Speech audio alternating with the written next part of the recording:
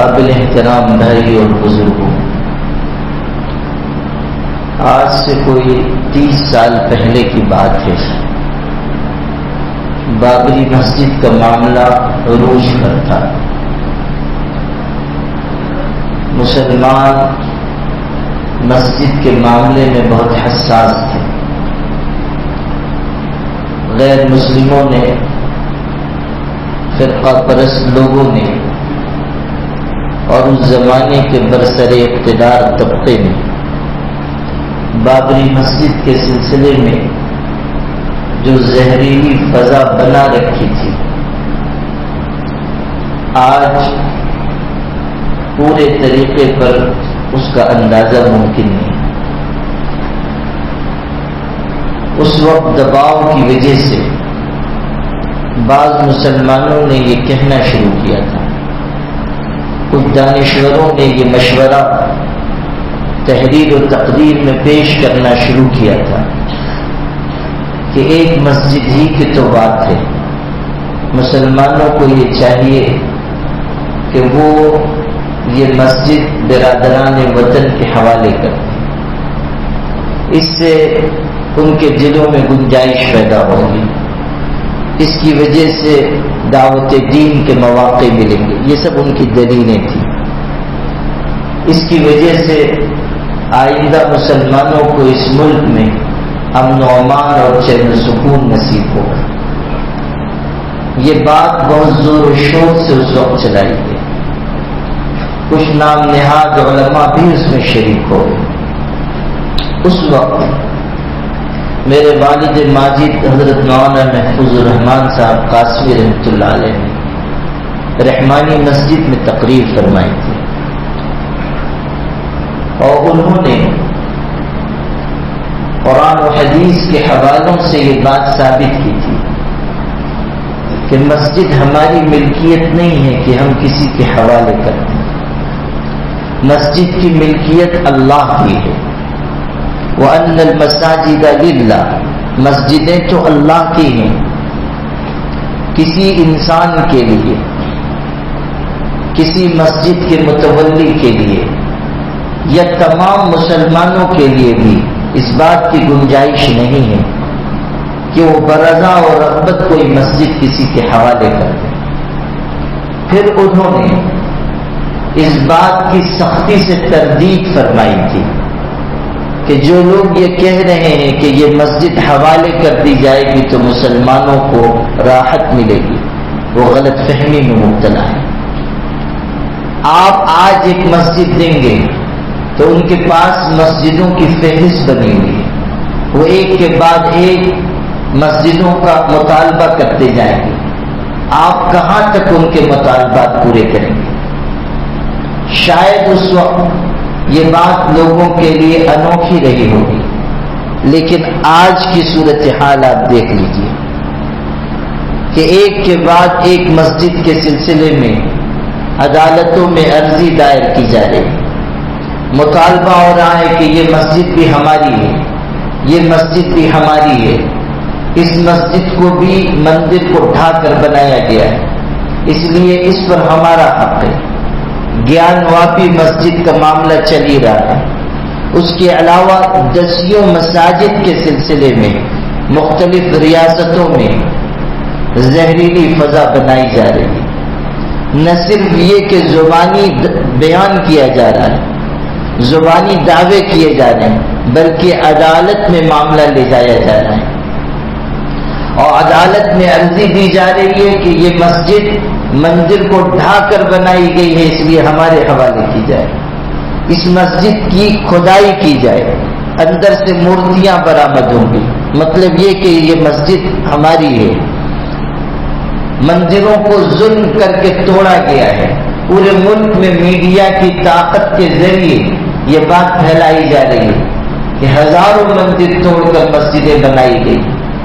آپ غور کیجیے کہ اگر مسلمانوں کا یہ ذوق ہوتا کہ وہ مندر توڑ کر مسجد بنائیں، اگر مسلمان بادشاہوں کا یہ جذبہ ہوتا کہ وہ مندروں کو ختم کر دیں، تو اس ملک میں ہماری حکومت 800 سال سے زیادہ رہی ہے، بلکہ آپ مختلف چھوٹی چھوٹی حکومتوں کو بھی ملا لیں گے تو دورانیہ تقریباً 1000 سال کا ہوتا ہے. تو 1000 سال تک ہماری حکومت رہی.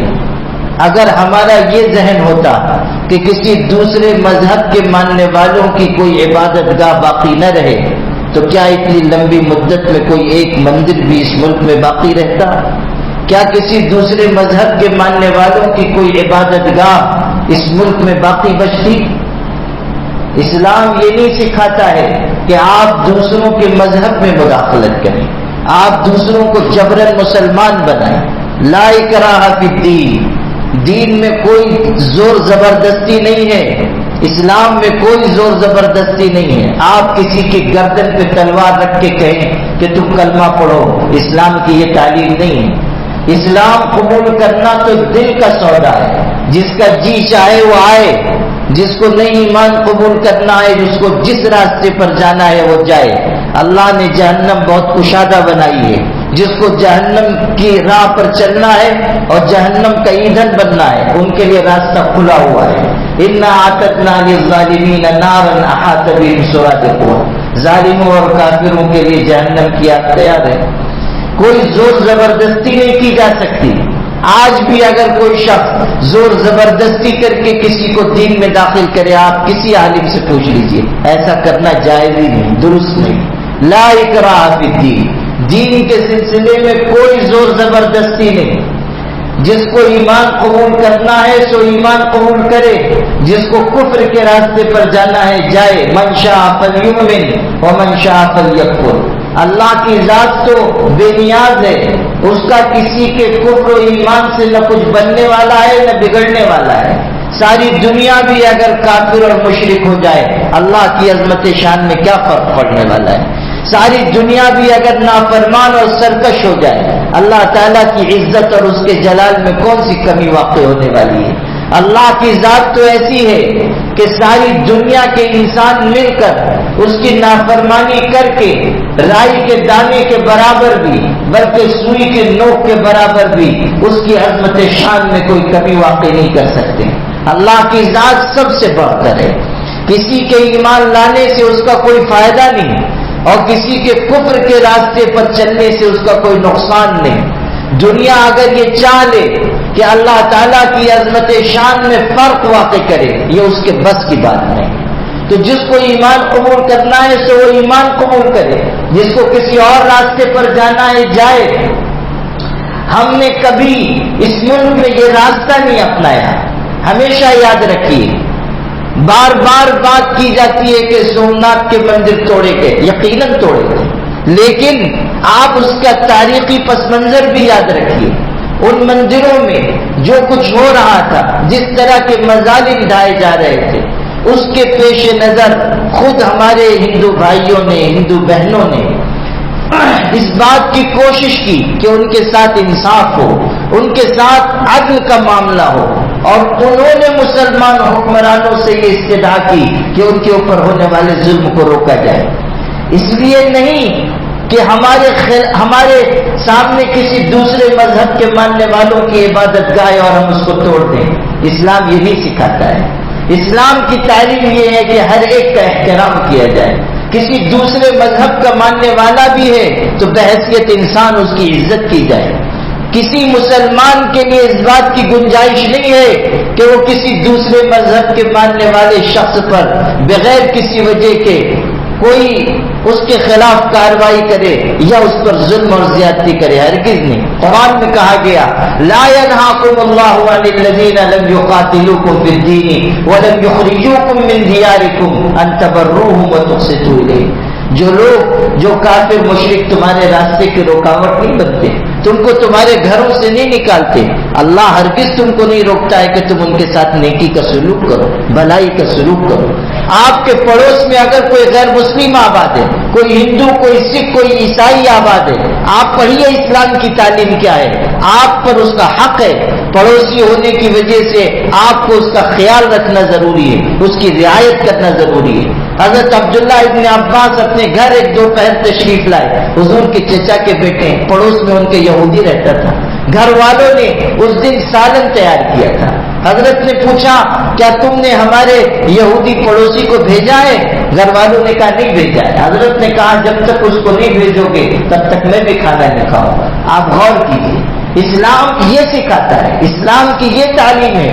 دنیا میں اگر سچا مذہب کوئی ہے وہ اسلام ہے۔ انسانیت کا درس دینے والا اگر کوئی دین ہے تو اسلام ہے۔ دنیا میں عدل و انصاف کو عام کرنے والا اگر کوئی مذہب ہے وہ اسلام ہے۔ سب سے زیادہ لوگوں کی رعایت اگر کہیں سکھائی گئی ہے تو اسلام میں سکھائی گئی ہے۔ اسلام سے بڑھ کر سلامتی کا دین اور کون سا ہوگا کہ جس میں عبادت گاہ کے میناروں سے اذان دی جاتی ہے اور اس بات کا اعلان کیا جاتا ہے کہ آؤ تم کامیابی کی طرف، آؤ فلاح و بہبود کی طرف۔ جہاں ایک مسلمان دوسرے مسلمان سے ملتا ہے تو اس کو سلامتی کی دعا دیتا ہے۔ جہاں کسی غیر مسلم سے بھی مسلمان ملتا ہے تو کہتا ہے سلام علی من اتبع الہدی، جو ہدایت کے راستے پر چلے اس پر سلامتی ہو۔ ایمان امن و امان کا درس دیتا ہے، اسلام سلامتی سکھاتا ہے۔ ہمارے دین سے بڑھ کر اخلاق کی تعلیم اور کہاں ہوگی؟ ہمارے دین سے بڑھ کر لوگوں کے ساتھ اچھے برتاؤ کی تلقین اور کہاں ہوگی؟ حضور صلی اللہ علیہ وسلم تشریف رکھتے تھے، ایک جنازہ گزرا، آپ جنازہ دیکھ کر کھڑے ہو گئے۔ صحابہ نے کہا اللہ کے رسول یہ کسی مسلمان کا جنازہ نہیں ہے، یہ ایک یہودی کا جنازہ ہے۔ آپ نے فرمایا الیست نفسا، یہودی ہے تو کیا ہوا، انسان نہیں ہے؟ آپ نے انسانیت کی بنیاد پر احترام کیا۔ یہودی کا جنازہ تھا اور آپ کھڑے ہو گئے۔ آپ کو صحابہ نے کہا بھی کہ مسلمان نہیں ہے، آپ نے فرمایا کیا انسان بھی نہیں ہے؟ وَلَقَدْ كَرَّمْنَا بَنِي آدَمَ وَحَمَلْنَاهُمْ فِي الْبَرِّ وَالْبَحْرِ، قرآن میں کہا گیا آدم کی اولاد کو ہم نے عزت دی ہے، آدم کی اولاد کو ہم نے شرف اور کرامت سے نوازا ہے۔ اگر وہ انسان ہے تو بحیثیت انسان اس کی عزت کرنا یہ دین کی تعلیم ہے۔ تو آپ قرآن میں پڑھیے کیسی تعلیمات ہم کو دی گئی، اس کے باوجود آج دنیا میں یہ پروپیگنڈا کیا جاتا ہے کہ اسلام دہشت گردی کا مذہب ہے۔ آج دنیا کو یہ بتایا جاتا ہے کہ مسلمان دوسروں کی عبادت گاہوں کو توڑ کر مسجدیں بناتے ہیں۔ آج میڈیا کے زور پر مسلمانوں کی اور اسلام کی شکل و صورت کو مسخ کرنے کی کوشش کی جا رہی ہے۔ دسیوں مساجد کے بارے میں یہ مطالبات ہو رہے ہیں کہ مندر توڑ کر مسجد بنے، ہمارے حوالے کی جائے۔ آپ غور کیجیے یہ کیسی بے انصافی کی بات ہے اور یہ کیسی ظلم اور زیادتی کی بات ہے کہ اگر آپ کو تھوڑی سی طاقت حاصل ہے تو آپ چاہتے ہیں کہ دوسروں کی عبادت گاہوں پر آپ ظلم اور تعدی کا ہاتھ دراز کریں۔ یہ اس ملک کی سالمیت اور اس کے اتحاد کے خلاف ہے، یہ اس ملک کے بھائی چارے کے خلاف ہے۔ یقین مانیے نفرت ہوگی خاندان ٹوٹ جائیں گے، نفرت ہوگی سماج اور معاشرہ ٹوٹے گا، نفرت ہوگی بستی میں کبھی امن و امان نہیں ہوگا، اور نفرت ہوگی تو کبھی ملک صحیح راستے پر نہیں چل سکے گا۔ آج آپ دیکھیے کہ ملک کے اصل جو مسائل ہیں ان کی طرف سے نگاہ کو ہٹا کر ان چیزوں کے اوپر توجہ دی جا رہی ہے، ان چیزوں کو مسائل کی شکل میں پیش کیا جا رہا ہے۔ مہنگائی بڑھ رہی ہے، بے روزگاری بڑھ رہی ہے، امن و امان کا خاتمہ ہو رہا، لوگ ظلم اور زیادتی کے راستے پر چل رہے ہیں، نفرت کا زہر ملک میں پھیلایا جا رہا ہے۔ ان سب چیزوں پر کوئی توجہ نہیں ہے۔ توجہ ہے تو کس پر کہ اس مسجد کے اندر فلاں چیز ایسی مل گئی ہے جو دوسرے مذہب کے ماننے والوں کی نشانی ہے، اس لیے یہ مسجد حوالے کی جائے۔ عدالتوں کا رویہ بھی انتہائی افسوسناک ہے۔ آپ غور کیجئے دنیا میں عدالتیں اس لیے ہوتی ہیں کہ وہ دو فریق کی بات سنیں اور پھر دلائل کی بنیاد پر فیصلہ کریں۔ کسی عدالت میں یہ نہیں ہو سکتا کہ جانبداری برتتے ہوئے آپ کسی ایک فریق کی بات سن کر اس کے حق میں فیصلہ دیں، مگر آپ دیکھیں کہ اسی گیان واپی مسجد کے سلسلے میں صرف ایک فریق کی بات سن کر عدالت نے فیصلہ دیا۔ آپ دنیا کو یہ بتانا چاہتے ہیں کہ ہماری عدالتیں بھی جانبداری کے راستے پر چل رہی ہیں، کہ آپ دنیا کو یہ پیغام دینا چاہتے ہیں کہ اگر اقتدار حاصل ہو جائے تو آپ عدل و انصاف کا بھی خون کر دیں؟ کہ آپ دنیا کو یہ بتانا چاہتے ہیں کہ ہمارے ملک کی جمہوریت جس کا پورے ملک میں ڈھڈورا پیٹا جاتا ہے وہ اندر سے کھوکھلی ہو رہی ہے اور جمہوریت کے نام پر تماشا کیا جا رہا ہے؟ اتنے سارے مسائل اٹھ رہے ہیں، اتنے ساری عرضیاں عدالتوں میں جا رہی ہیں، اتنے مسائل میڈیا کے ذریعے برپا کیے جا رہے ہیں، ظلم اور زیادتی بڑھ رہی ہے، راہ چلتے ہوئے لوگوں کو مارا جا رہا ہے، لیکن حکومت اپنی خاموشی توڑنے کے لیے تیار نہیں ہے۔ کیا ایک جمہوری حکومت کا یہ فرض نہیں بنتا کہ وہ ایسے معاملات کو روکنے کی کوشش کرے؟ سیکولر حکومت وہ ہوتی ہے جو ہر مذہب کے ماننے والوں کے تحفظ کا انتظام کرے، ان کی عبادت گاہوں کے لیے حفاظت کا انتظام کرے، جو دو فرقوں میں پیدا ہونے والی نفرت کو ختم کرے، جو دو گروہوں میں پیدا ہونے والے تصادم پر روک لگائے۔ جمہوری حکومت کا مطلب یہ نہیں ہے کہ آپ کسی ایک مذہب کے ماننے والوں کی طرف جھک جائیں، آپ ان کے ساتھ جانبداری کا معاملہ کریں، آپ طرفداری کا سلوک کریں۔ عدالتوں کا یہ کام نہیں ہے کہ وہ بیلنسنگ کا معاملہ کریں۔ سپریم کورٹ جیسی عدالت کہہ رہی ہے کہ ہم گیان مافی مسجد میں بیلنسنگ کرنا چاہتے ہیں، توازن قائم کرنا چاہتے ہیں۔ عدالت توازن قائم کرنے کے لیے نہیں ہوتی، عدالت حق اور انصاف کا فیصلہ دینے کے لیے ہوتی ہے۔ عدالت کا کام یہ ہے کہ وہ دلائل، شواہد اور براہین کے مطابق فیصلہ کرے، وہ دیکھے کہ حق کس کے ساتھ ہے، وہ دیکھے کہ ثبوت اور دلیلیں کس کے ساتھ ہیں، وہ دیکھے کہ زمین پر کس کا حق ہے، وہ دیکھے کہ زمین پر کس کا قبضہ ہے اور کون لوگ اس کے مالک ہیں۔ یہ دیکھنا عدالت کا کام ہے۔ بابری مسجد کے سلسلے میں بھی آپ پورا ججمنٹ دیکھیں، سینکڑوں صفحات میں پھیلا ہوا ہے، اس میں مسلمانوں کی طرف سے پیش کیے گئے دلائل کو تسلیم کیا جا رہا ہے۔ یہ بھی کہا جا رہا ہے کہ یہ مسجد کسی مندر کو ڈھا کر نہیں بنائی گئی، یہ بھی کہا جا رہا ہے کہ یہاں مسلمانوں ہی کا قبضہ رہا ہے، یہ بھی کہا جا رہا ہے کہ 1947 تک، اس کے بعد تک یہاں نماز ہوتی رہی ہے، یہ بھی کہا جا رہا ہے کہ اس مسجد میں مسلسل مسلمانوں کی عبادت کا سلسلہ رہا ہے۔ اس کے بعد آپ یہ کہتے ہیں مگر یہ زمین غیر مسلموں کو دے دی جائے، مگر یہ زمین ہندو بھائیوں کو دے دی جائے۔ آپ کا کام دلائل کی بنیاد پر فیصلہ کرنا ہے۔ گیان واپی مسجد کے سلسلے میں بھی جو رخ اپنایا جا رہا ہے مسلمانوں کی تشویش میں اضافے کا ذریعہ ہے۔ 1991 میں قانون بنا تھا عبادت گاہوں کی حفاظت کا قانون، 1991 سے وہ قانون لاگو ہے۔ اس کی روح سے جو مذہبی عبادت گاہ 1947 میں جس حیثیت میں تھی اسی حیثیت میں وہ باقی رہے گی، جو جگہ مندر کی تھی وہ مندر رہے گی، جو جگہ مسجد کی تھی وہ مسجد کی رہے گی۔ یہ قانون بنا ہوا ہے، اس قانون پر عمل ہوتا رہا ہے، لیکن آج آپ دیکھیں کہ اس قانون کو نظر انداز کر کے مختلف دعوے مسجدوں پر قبول کیے جائیں، عدالتوں میں قبول کیے جاتے ہیں۔ عدالتیں کیا نہیں جانتی ہیں کہ یہ قانون لاگو ہے؟ اگر عدالتیں ہی قانون کو نظر انداز کر کے اس طرح کا راستہ ہموار کریں تو پھر عام لوگوں کے لیے تو لاقانونیت کا دروازہ کھلے گا۔ 1991 میں بنے ہوئے قانون میں یہ بات درج ہے کہ کسی بھی عبادت گاہ کی حیثیت کے سلسلے میں کوئی عرضی قبول نہیں کی جائے گی، بس جو عبادت گاہ جس حیثیت میں ہے وہ اسی حیثیت میں رہے گی۔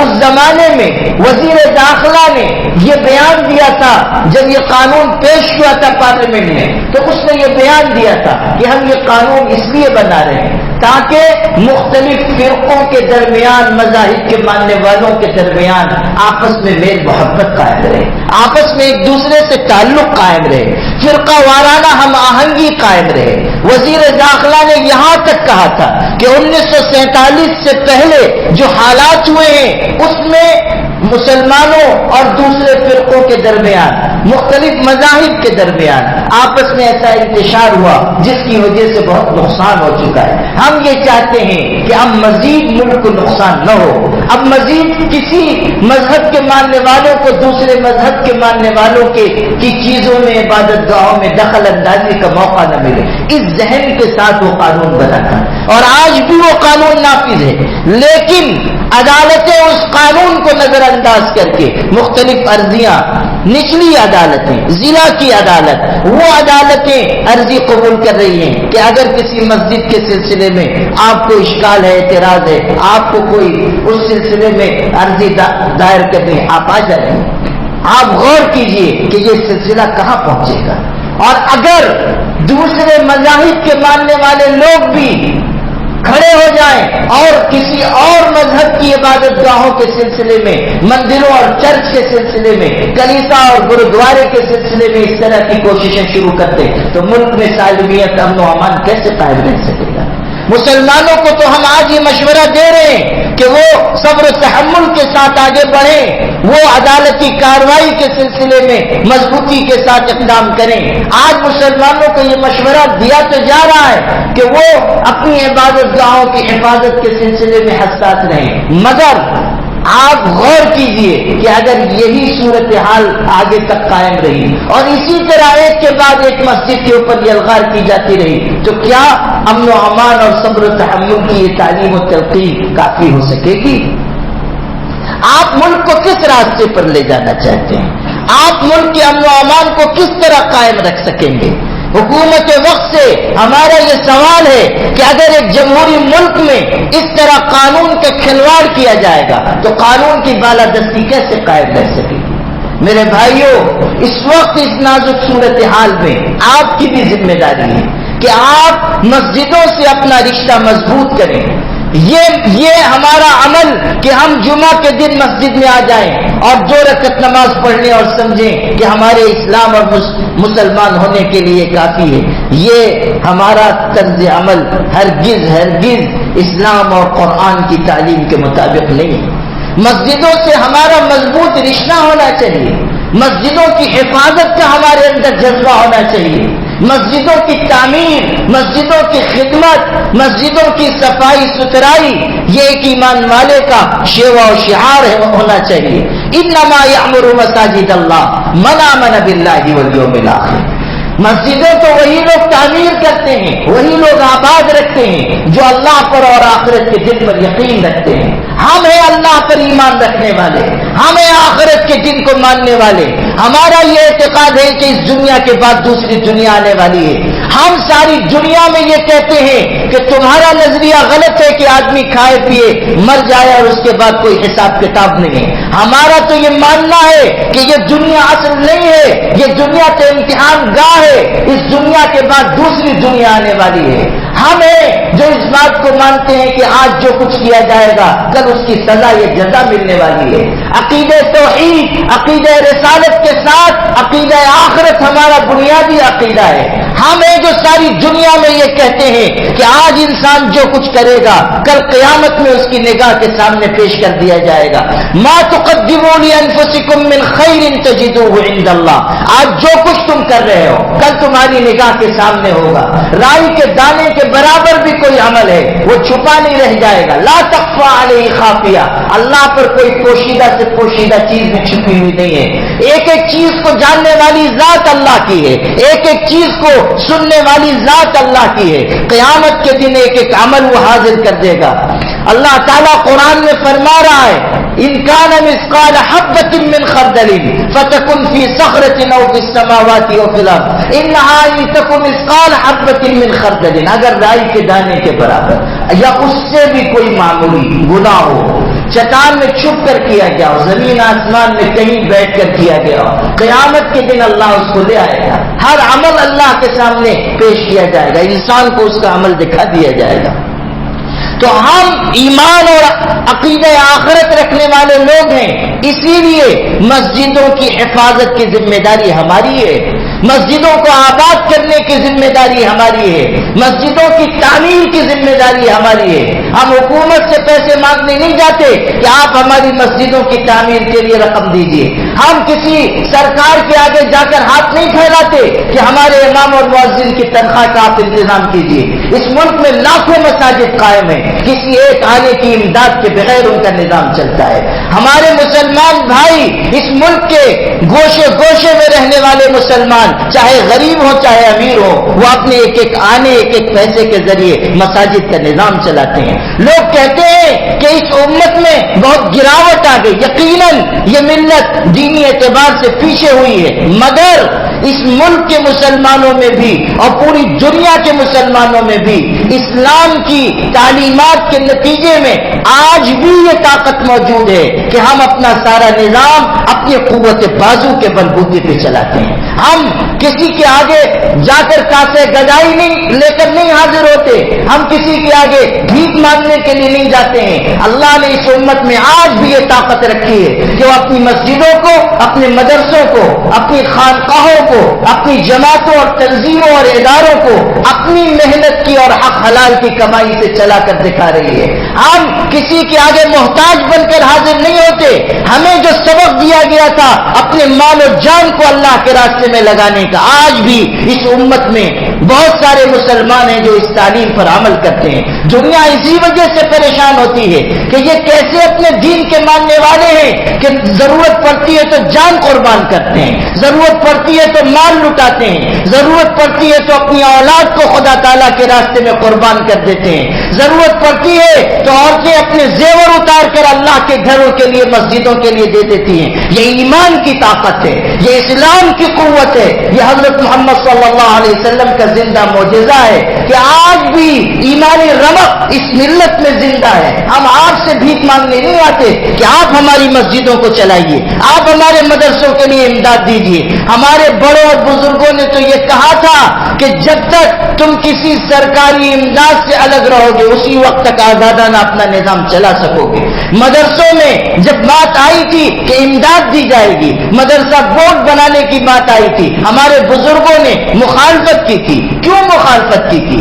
اس لیے کہ آج اگر ہم کسی کی امداد لینے لگ جائیں گے, کسی کا پیسہ قبول کرنے لگ جائیں گے, تو کل ان کی مداخلت بھی ہم کو برداشت کرنی پڑے گی, کل ان کے احکامات بھی ہم کو ماننے پڑیں گے, کل ان کی غلامی بھی ہم کو کرنی پڑے گی. ہم ایک اللہ کے غلام ہیں, ہم اس کے پیغمبر کے غلام ہیں, ہم کسی دوسرے کے غلام نہیں بن سکتے ہیں. غلامی کا زمانہ لد گیا, غلامی کا دور دنیا سے مٹ چکا ہے, اور ہم ایمان والوں کو تو یہ سکھایا گیا ہے کہ وہ ہر غلامی کی زنجیر کو توڑ کر آزادی کی زندگی گزاریں, وہ اللہ اس کے رسول پر یقین و ایمان کے ساتھ زندہ رہیں. مسلمانوں, اس مشکل وقت میں اس ملک میں اسلام کے تحفظ کی, شریعت کی حفاظت کی, اپنی مسجدوں کی حفاظت کی ذمہ داری ہمیں قبول کرنی ہوگی. ہمیں اپنے اندر یہ قوت پیدا کرنی ہوگی کہ ہم اپنی عبادت گاہوں کی خود حفاظت کریں, ہم اپنی عبادت گاہوں کو خود اپنے سجدوں سے آباد رکھیں, ہم اپنی عبادت گاہوں کے لیے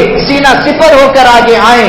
جہاں ضرورت پڑے گی, جس طرح کی ضرورت پڑے گی, ہم اپنی جان کی, مال کی, عزت و آبرو کی, اولاد کی قربانی پیش کریں, اسباب کی, وسائل کی قربانی پیش کریں. زندہ ملتیں اور قومیں قربانیوں کے ساتھ زندہ رہتی ہیں. یاد رکھیے گا, بزدلی کسی اور کا شیوا ہو تو ہو, مسلمانوں کا شیوا نہیں ہو سکتا.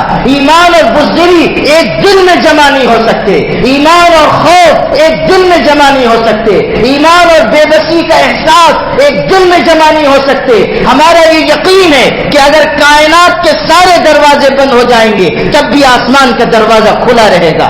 اللہ کی مدد و نصرت پر, اس کی معیت پر اور اس کی امداد پر ہمارا بھروسہ ہونا چاہیے. ہم اللہ کی ذات عالی پر نگاہ رکھیں, ہم اسی کی قوت و طاقت پر بھروسہ کریں. وعلی اللہ فلیتوکل المتوکلون, بھروسہ کرنے والوں کو تو صرف اللہ کی ذات پر بھروسہ کرنا چاہیے. ایمان والوں کا بھروسہ خدا کی ذات پر ہے. اسی اعتماد کے ساتھ آپ اس ملک میں زندہ رہ سکتے ہیں. اگر آپ نے مصلحت کی کوئی بات کی, اگر آپ نے مصالحت کی کوئی بات کی, اگر آپ نے بزدلی اور بے بسی کی کوئی بات کی, اگر آپ نے اپنے ہتھیار ڈال دینے کی بات کی, اگر آپ نے کمزوری کی کوئی بات کی, تو یاد رکھیے پھر اس ملک میں آپ سر اٹھا کر جی نہیں سکتے. زندہ ملتیں اور قومیں احساس خودی کے ساتھ, اعتماد و توکل کے ساتھ زندہ زندہ رہتی ہیں، اور یہی ہمارا سرمایہ ہے، اور اسی کی ہم کو تعلیم دی گئی ہے۔ وآخر دعوانا الحمدللہ رب العالمین۔